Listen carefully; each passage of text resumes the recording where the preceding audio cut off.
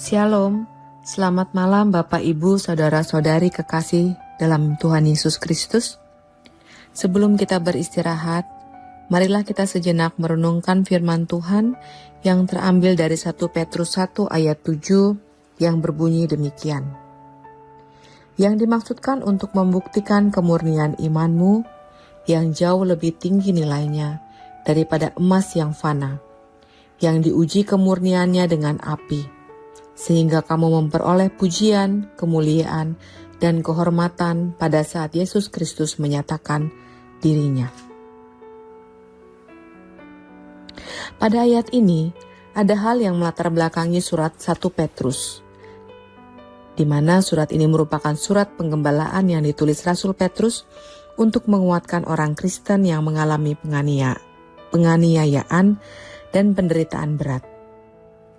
Dalam 1 Petrus 1 ayat 7, kita diingatkan bahwa berbagai ujian yang kita alami bukanlah tanpa tujuan. Sama seperti emas dimurnikan dengan api. Demikian pula iman kita dimurnikan melalui proses yang tidak selalu aman dan nyaman. Petrus mendorong jemaat untuk bersukacita meskipun dalam duka. Karena penderitaan tersebut bukan untuk kehancuran, melainkan bagian dari proses pemurnian rohani. Begitu pula relevansinya dalam kehidupan kita, di mana Tuhan mengizinkan kita menghadapi tantangan agar iman kita menjadi lebih kuat, murni, dan berharga di hadapannya. Iman yang diuji adalah iman yang bertumbuh, bukan iman yang rapuh. Ketika kita berjalan bersama Tuhan, kita tidak dijanjikan jalan yang selalu mulus, namun kita dijanjikan penyertaan yang tidak pernah gagal.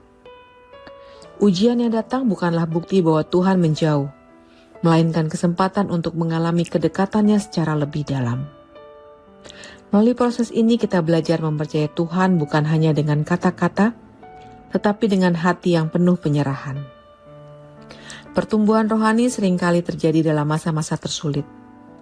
Ketika kita merasa tidak mampu lagi mengandalkan kekuatan sendiri, disitulah Tuhan bekerja dengan cara yang luar biasa.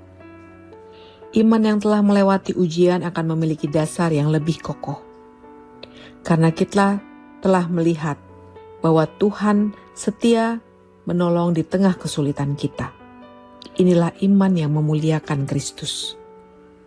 Hari ini jika kita sedang melewati tekanan atau pergumulan, ingatlah bahwa Tuhan sedang memurnikan iman kita. Jangan menyerah atau menyimpang dari jalannya.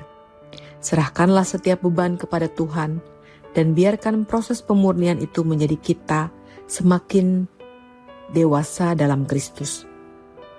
Pada akhirnya, iman yang murni akan membawa kemuliaan, hormat, dan pujian kepada Tuhan Yesus. Selamat malam, selamat beristirahat. Tuhan Yesus memberkati kita semua. Amin.